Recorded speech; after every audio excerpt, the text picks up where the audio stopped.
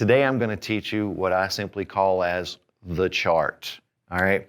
Now, if you're like me, sometimes I like to have something that I can see visually that helps me organize things and helps me put things into place in my mind.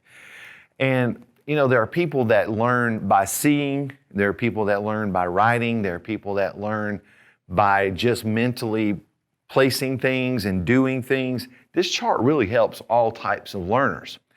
It allows you to organize in your mind everything from verbs, pronouns, some types of adjectives, all kinds of stuff. So today I want to teach you the chart, and I want to encourage you to really, really start imprinting this in your mind, because I'm telling you, it's going to be really, really helpful to you. I can't tell you how many times I've had students come back and say, thanks for teaching me that chart, and to beat it in my head, because it really, really, really helped me. So here we go. Now what we're going to do, we're going to draw the chart first, and then we're going to kind of start filling it in. First thing I want you to do is put one line down and then two lines across. Okay, so you got one line down and two lines across, just like this.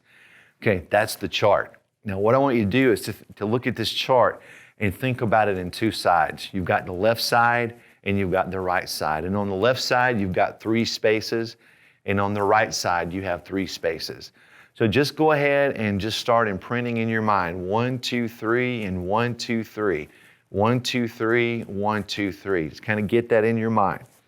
Now, I'm going to mirror you, so you're looking at this the right way, but the left side over here is going to be what we call the singular side, and the right side is going to be the plural side. Now, on the singular side, we're going to put 5 words, and on the right side, the plural side, we're going to put 5 words in just a moment. Now, already you've imprinted 1, 2, 3, 1, 2, 3. Now, I want you to look at the spaces in terms of top, middle, and bottom, okay? The top spaces are always going to be first person. The first spaces are first person. And of course, you know what first person means. I'm talking about myself. Now, first person singular obviously would be just me, just myself. First person plural would be myself and at least one other person, sort of a we thing. Now, second person, the middle box on each side, those are second person. That's I'm talking directly to someone, as if I'm talking to you right now. So over here, second person singular, and over here, second person plural, right? I'm talking to one person. Now I'm talking directly to 2 or more people. And I bet you can guess what the bottom ones are. Third person.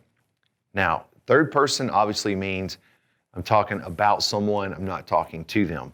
So that's what third person is. We're going to put 3 words in the bottom left and 3 words in the bottom right.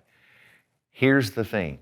There's one exception in Spanish, but I'm going to explain that later. There's one word that's not really third person, but goes in that spot. But let's talk about that later, okay? Now, let's go ahead and start filling in our chart and talking about what goes there and why it goes there. Okay, we're going to put in this chart subject pronouns. Subject pronouns, the subject of sentences, I, you, he, she, we, they, you, plural. That's what we're going to put on the chart in Spanish. All right, so on the top left up here, the top left, let's go ahead and write the word for I, which is yo. Yo. Remember not to round that O. Yo. Y-O. That means I. Anytime you're going to say I in Spanish, that's going to be yo. And we put it up there in the top left because everything that has to do with me on the chart from now on is going to go in the top left box, okay? And again, this will it'll start becoming more clear to you as we go through further lessons. Okay, so yo goes up in the top left. Now, in the middle left, I want you to write this word, tu, T-U, with an accent over the U. It's very important that we put that accent on the U. We can't just leave it off, because if we do, we actually change the meaning of the word. So accents are important, all right? So tú is going to go right there in the middle left all by itself. And so that's how I would say you if I were talking directly to one person. Now, I do want to point out that tú is what we call informal or casual. It's someone you know, a friend, a child. That's when we would say tú, to say you, okay? And I'll show you the other one in just a minute that's a little more respectful and formal. Okay, so now so far we've go ahead and start getting this in your mind. Yo, tú, just start imprinting that in your mind.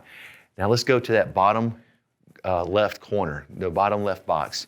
We're going to put 3 words there. The first one is going to be el.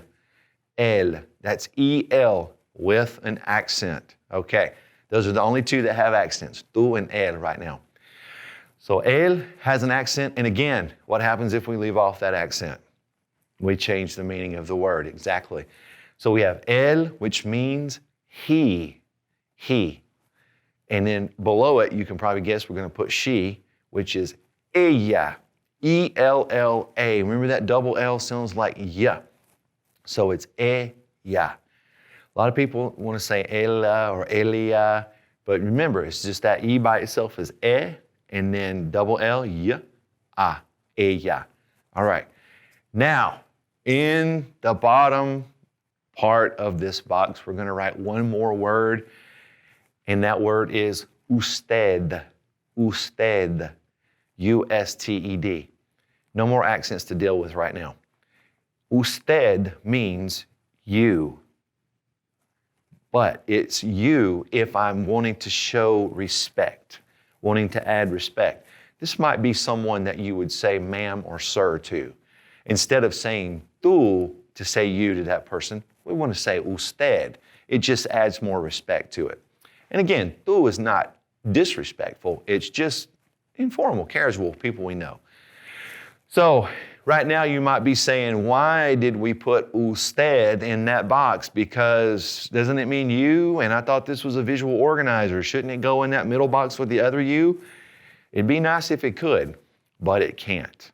Now, I'm going to tell you why in a brief statement that may not make sense to you right now, but the reason usted has to go down here is because he uses the same stuff as él and ella. So él, ella, and usted use the same stuff, all right? I know that doesn't make a lot of sense, but it will in the future, I promise you. Usted can't use the stuff that tú uses. They don't go together, all right? So that'll make sense in the future. All right now you should be really focusing on this. Yo, tú, él, ella, usted. Yo, tú, él, ella, usted. Really getting those down, those 5 words. Let's get the other 5 really quick. On the right side over here, we've got the plural side now, right? So plural, first person, it's going to be me, it's going to be other people. So that's we, right? So the word is nosotros. Nosotros. N-O-S-O. Nosotros. Okay, I want to go ahead and tell you that in Spanish, sometimes we have to adjust for gender, okay? So nosotros can sometimes also be nosotras. But that's only if you're talking about just a group of girls. You're saying we, and it's only girls you're talking about. Then it would be nosotras. Otherwise, it's nosotros, okay? Mixed people are just boys. Now, that means we. All right, let's go down to the middle box. And you're probably already saying, hey, I bet I know what this one means. You, plural. Well, you're right. So we got you, second person directly talking to you. But now it's plural, so it's more than you. It's somebody else, too, that we're talking to. This word is vosotros. Vosotros. Now, vosotros, I'm going to go ahead and tell you, it's pretty much used in Spain, okay? Make a note that this means you, plural, as talking to a group. Sometimes we say y'all, right? But it is pretty much a Spain word, okay? You're going to see in some countries, they'll say vos, a shortened version, that V-O-S. But even that word is used differently in different parts.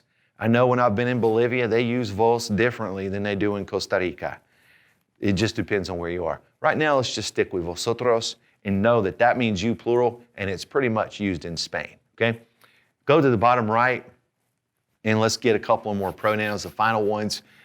we're going to get the two forms of they. Because remember, we're talking about third person, talking about somebody, and it's plural, but we're not talking to them, just about them. So first of all, there's ellos, E-L-L-O-S. That means they. And then ellas, under it, also means they. But you only use ellas, I bet you can guess when you're only talking about a group of girls. You're saying they, but it's just girls. Ellos is what we would use any other time, mixed gender or just guys. Now, underneath that, let's write our last word, and that is the plural form of usted, which is ustedes. Ustedes. Now, ustedes also means you, plural, talking to two or more people. But ustedes is used in all Spanish-speaking countries. It's universal. Remember, vosotros means the same thing, but it's only used in Spain for the most part. And then ustedes, though, is the one you're going to use anywhere to say you, plural. All right, friends. Now, what I want you to do is to start doing this. Yo, tú, él, ella, usted. Nosotros, vosotros, ellos, ellas, ustedes. You can do this while you're driving. You can do this while you're watching TV, doing the dishes, eating dinner, whatever. You can practice this chart all the time. I want to tell you how important it is, if you really want to learn Spanish, how important it is to know these 10 words. Because honestly, if we look at them, they're kind of baby words, aren't they? We use those all the time. Every day, they're simple words. So go ahead and get those down. Know where they are on the chart and what they mean. And if you do that, you're going to find that a lot of stuff that I teach you in the future is going to be so easy to learn, because you're going to be able to place AR verbs in different places on the chart, or ER verbs, or irregular verbs, or stem changing, or adjectives, or whatever. So much is learned on this chart. It's a great organizer, so I encourage you to get this down as soon as possible. Friends, thanks for watching The Language Tutor. If you have a question for me, feel free to leave it in the comment section below the video. And please click subscribe and the notification bell so that you'll never miss any of our language lessons.